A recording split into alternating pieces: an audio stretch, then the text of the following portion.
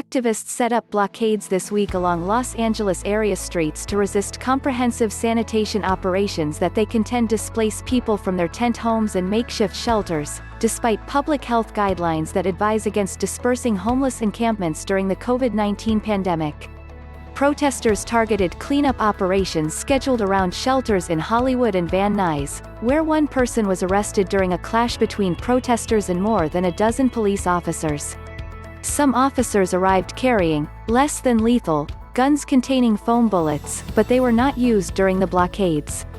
The protests occurred a month after the LA City Council voted to resume comprehensive cleanups in special enforcement and cleaning zones around homeless shelters, after they had initially been halted in March to follow the CDC's guidelines that advised against displacing people living in homeless encampments during the pandemic.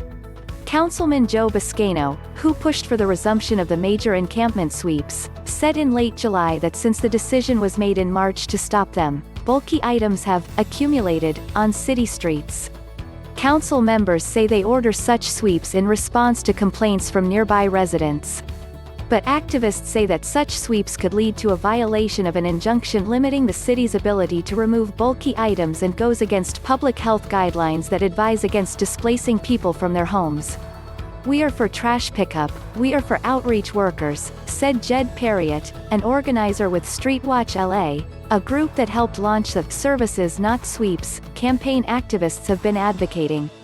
"We are against people's belongings being destroyed and thrown away, especially without any notice posted."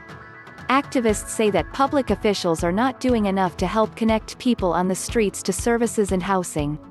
They point to city and county officials falling short on an effort to placing 15,000 of the county's more than 60,000 homeless people into hotel rooms, under a program called Project Roomkey. Officials have so far placed just over 4,000 people, according to LA County statistics. According to the latest homeless count, just over 42,000 of the homeless population countywide are unsheltered. The protesters who staged the blockade in Hollywood raised funds to place some of the people living in the area where the sweeps were occurring into nearby hotels.